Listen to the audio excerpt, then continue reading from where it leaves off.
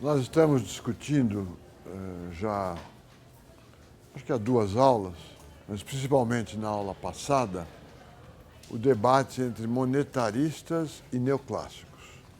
Estamos entre os anos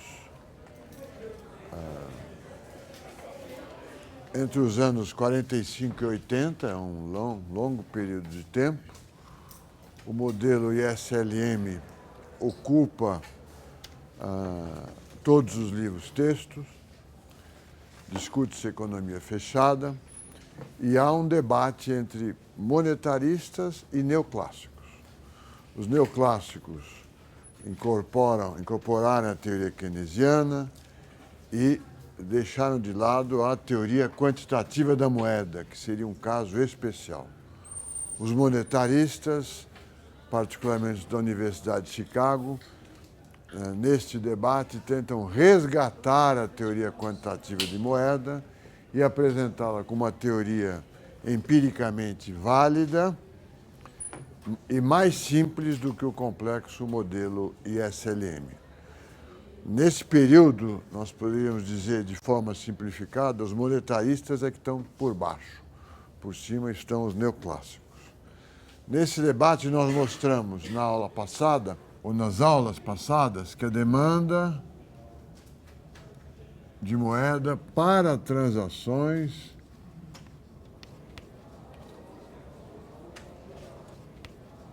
é uma função da taxa de juros e do custo de transação.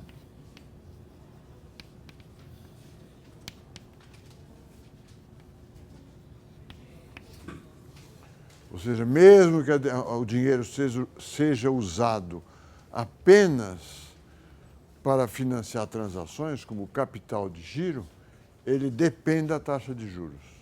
É um artigo importante teoricamente, porque ele trata do princípio das teorias de estoque, que depois alguns de vocês podem ver em cursos de administração de empresas, mas ele é um artigo que faz parte do debate. Mesmo se a demanda de moeda for uma demanda em função da renda nominal, ela para financiar o capital de giro, apenas para financiar transações, ela depende da taxa de juros. Vimos o artigo do Friedman, o resgate da teoria quantitativa, onde ele afirma, olha, a base teórica da teoria quantitativa é uma demanda por ativos que supõe que todas as taxas de retorno real dos ativos concorrentes é insensível à política monetária. Se isso for verdade, vale a teoria quantitativa da moeda. Então, ele incorporou a teoria quantitativa da moeda, vamos dizer, ao corpo geral da teoria econômica, onde existem demandas derivadas de curvas de utilidade e um comportamento racional. Vimos a saída empírica do Friedman para defender a teoria quantitativa, a hipótese de renda permanente, que faz com que a velocidade de renda da circulação da moeda seja constante, que é uma hipótese fundamental da teoria quantitativa. E eu havia mencionado que o debate é um debate, apesar de serem 2 artigos rigorosos do ponto de vista teórico, há um debate retórico importante. Uma disputa entre monetaristas e neoclássicos, e os monetaristas usam argumentos ou usam exemplos como chuva de dinheiro,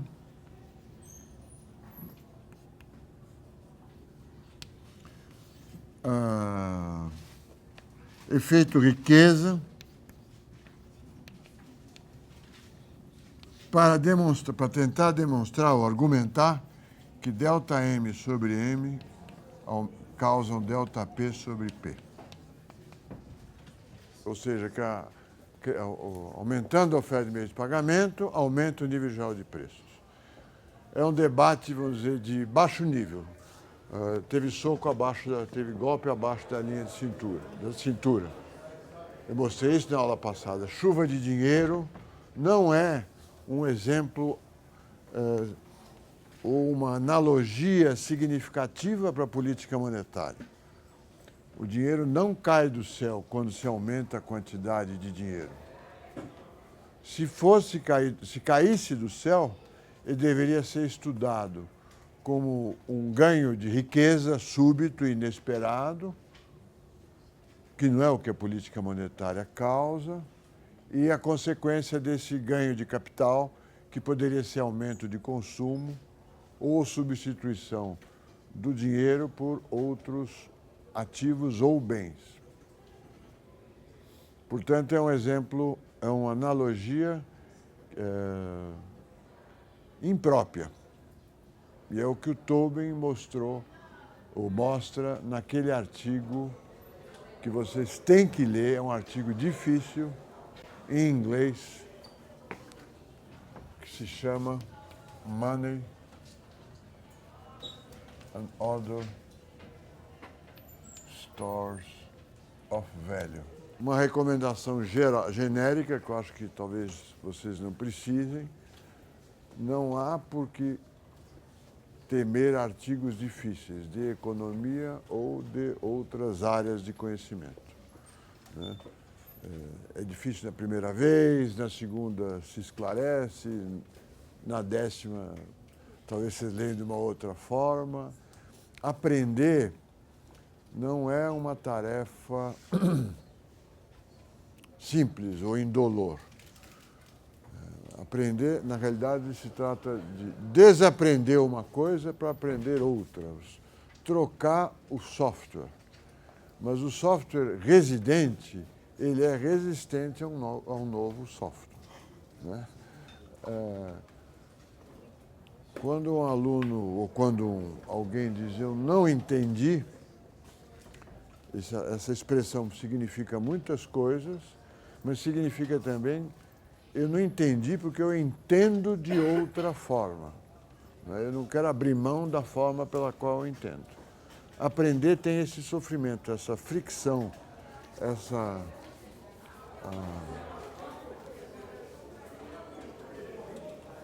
esse efeito lixa doloroso que é ler artigos difíceis.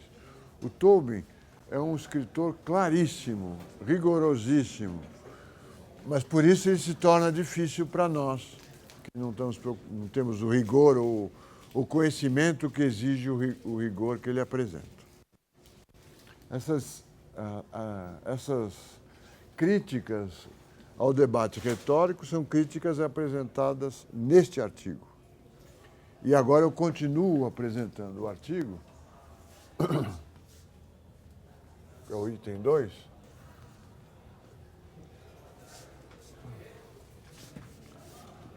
e que esse artigo vai nos permitir algumas conclusões importantes sobre a dívida pública brasileira e uma compreensão mais correta de como é que funciona esse negócio de dinheiro. Ele é uma etapa importante na teorização sobre dinheiro. Eu já havia mostrado na aula passada que ele propõe estudar moeda como parte da teoria de alocação da riqueza e não uma teoria sobre a alocação da renda, que seria a teoria do consumo, do investimento e da poupança. Então, as decisões dos agentes econômicos seriam decisões sobre a renda, comprar o bem 1, bem 2, bem 3, etc., restritas à renda, e as decisões sobre riqueza. Alocar uma parcela da riqueza para dinheiro, outra parcela da riqueza para ações, outra parcela da riqueza para imóveis, e assim por diante. Essa é decisão sobre fluxos, essa é decisão sobre riqueza. Os monetaristas imaginam que, tendo mais deste ativo financeiro, você imediatamente o transforma em consumo corrente, que não é uma hipótese razoável. Por que selecionar esse ativo aqui como parte, um ativo indesejado, e quando aumenta a quantidade dele, você, ao invés de comprar ações ou imóveis, sai por aí gastando e aumentando o nível geral de preços. Né? O nível geral de preços mede o preço dos produtos de produção corrente. No índice geral de preços entra gasolina, pão, café,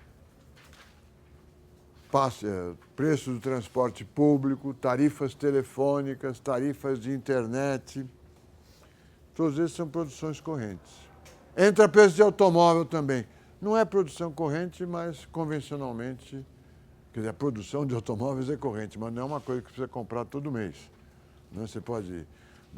um trabalhador nunca vai chegar para o patrão e dizer, olha, preciso aumentar meu salário porque o preço dos automóveis aumentou. Porque fala, espera ele cair. Ou não compra automóvel, toma ônibus. Também ele não vai pedir um aumento de salários do sindicato, falando, olha, o preço dos imóveis aumentou. Ele vai argumentar o preço dos aluguéis aumentaram. Certo? Então ele mede, o índice de preço mede a desvalorização, a valorização da moeda em relação à produção corrente. E exclui a valorização ou desvalorização da moeda com relação a ações, imóveis, títulos públicos, a opção de ativos reais, que são parte da riqueza.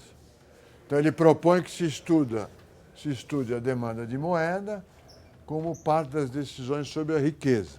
E aí, a restrição orçamentária, quanto que o agente econômico pode gastar, é dado pelo estoque de riquezas e não pela renda corrente. Aliás, no modelo SLM, a IS é modelada assim. Você tem a demanda agregada C mais I mais G mais menos T.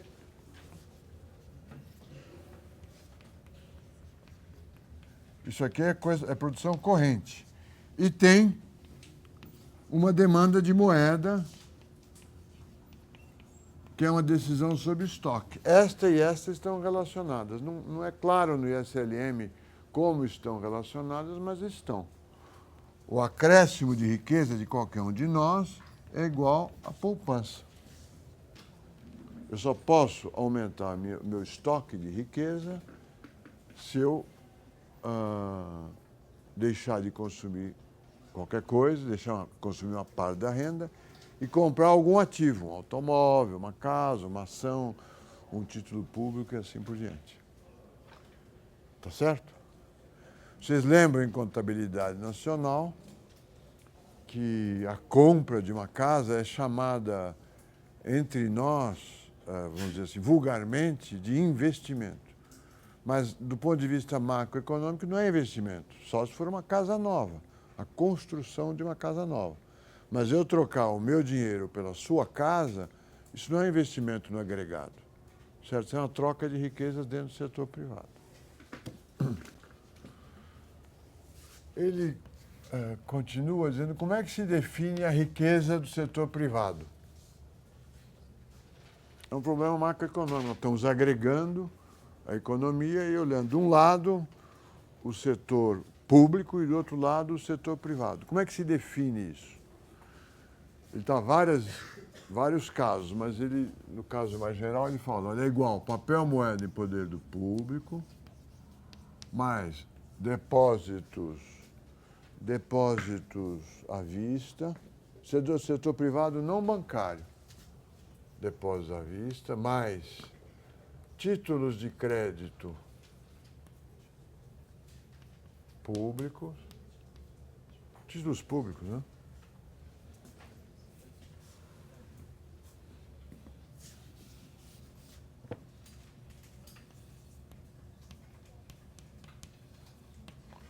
Mais ações mais bens de capital real. A fábrica que você possui, a fábrica, os automóveis, a casa, os computadores, os móveis, tudo isso é o capital real.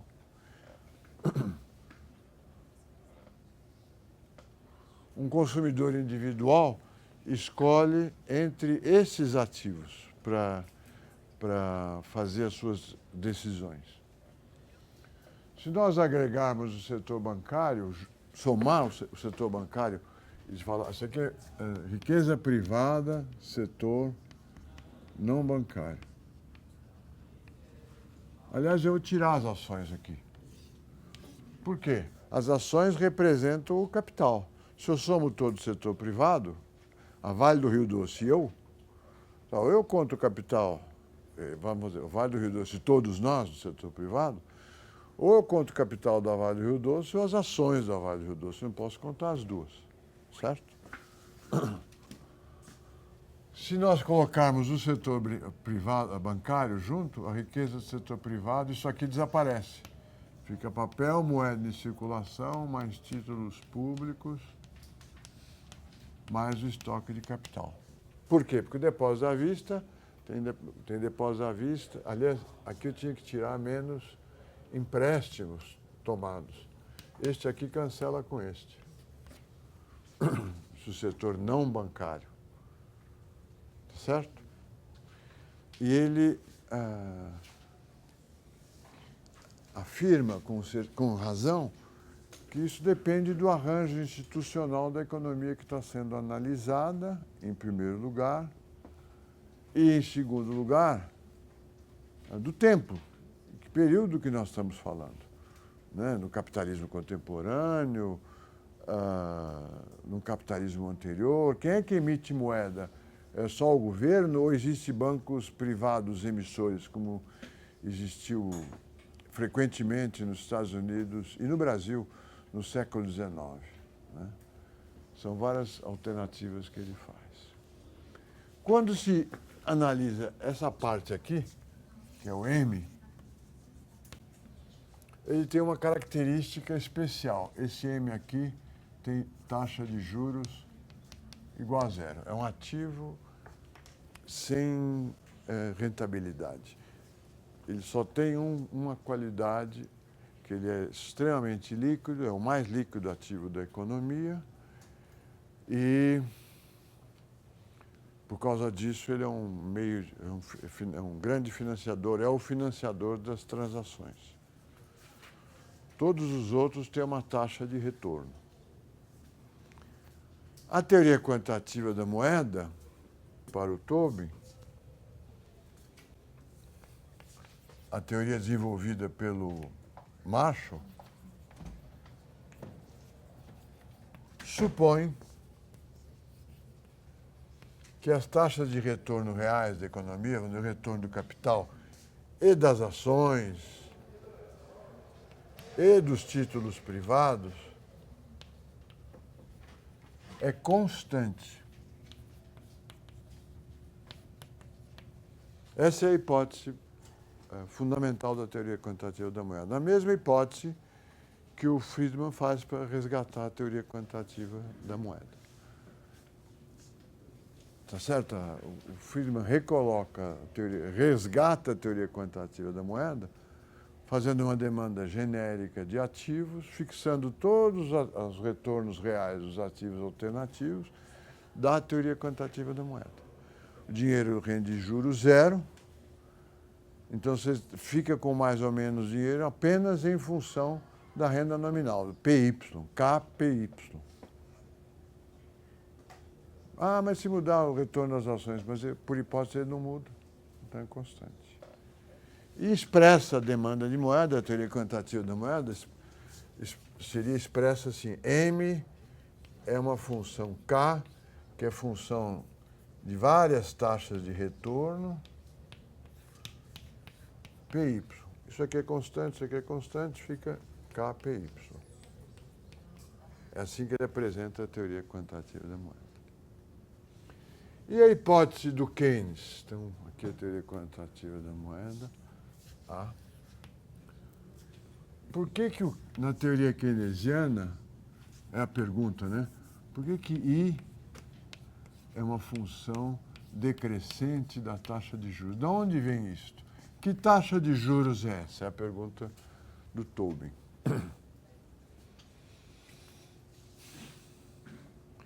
Uma nota, uma observação aqui, fora do curso. Essa demanda de investimentos nunca se conseguiu construir uma teoria geral econômica, introduzi-la na teoria econômica geral, como eu introduzi, como nós derivá-la da teoria econômica geral, como nós derivamos a demanda de batatas, a demanda de bens de consumo, a demanda de automóveis. Para todas essas demandas, a teoria econômica tem um procedimento comum, faz parte da teoria econômica.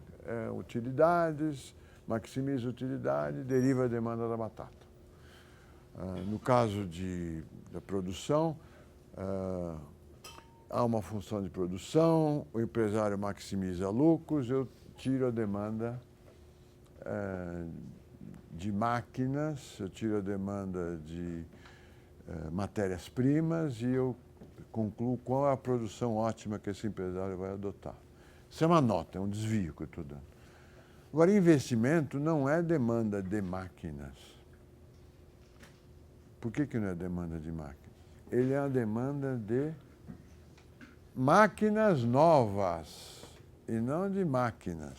A teoria econômica diz quantas máquinas, prevê quantas máquinas uma empresa vai ter. Investimento não é quantas máquinas a empresa vai ter, é quantas máquinas novas ele vai comprar. E a pergunta é por que não comprou antes? Por que está fora do ponto de equilíbrio? Estão entendendo a minha questão? E essa formulação da demanda de mais máquinas sem a função da taxa de juros foi estudada por muito tempo e não chegou a nenhum resultado que tivesse ficado consagrado, porque é uma demanda que depende da velocidade de ajuste. É um problema dinâmico. Ou seja, eu tenho X máquinas hoje e gostaria de ter, no ano 2020, 10 vezes mais máquinas.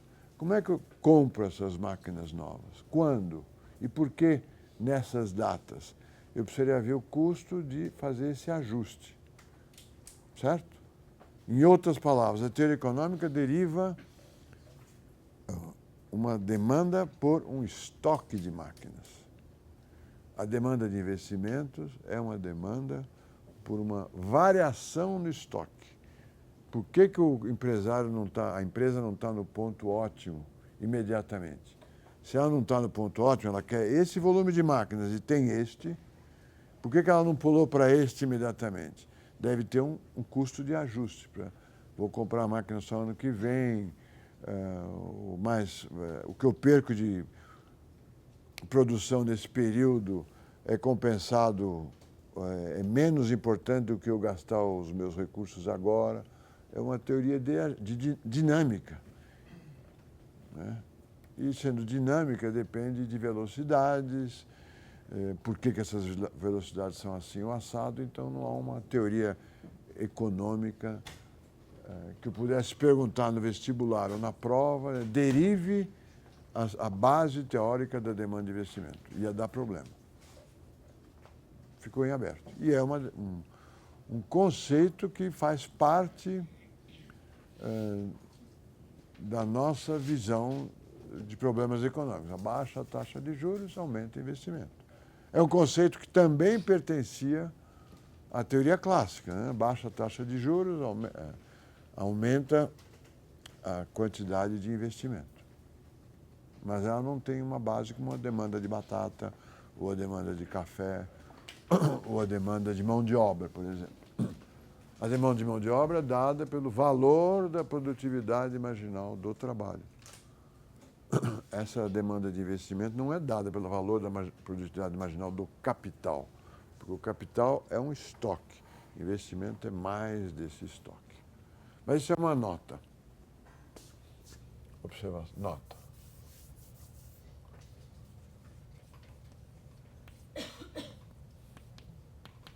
A pergunta do Tobin é diferente. Que taxa de juros é essa? Investimento é função da taxa de juros. Eu não preciso explicar para vocês que existe uma infinidade de taxas de juros. Existe a taxa de juros da caderneta de poupança, existe a taxa Selic, que é a taxa de juros que o Banco Central usa para descontar os seus próprios papéis ou dar liquidez para o sistema bancário. Existe o CDI, que é a taxa que um banco cobra do outro para fazer empréstimos de curto prazo. CDI, quer dizer, Certificado de Depósito Interbancário. Existe a taxa de juros de empréstimos, existe um retorno esperado de ações, dependendo do dividendo e da evolução do preço das ações. Existe uma infinidade de taxas de juros. Existe a taxa de juros para um título público de 1 dia, 10 dias, 30 dias, 3 anos, 10 anos e 30 anos. Qual taxa de juros é essa? O Tobin afirma que o Keynes fez a seguinte hipótese. O modelo do Keynes, esse aqui, fez a seguinte hipótese. Todos os ativos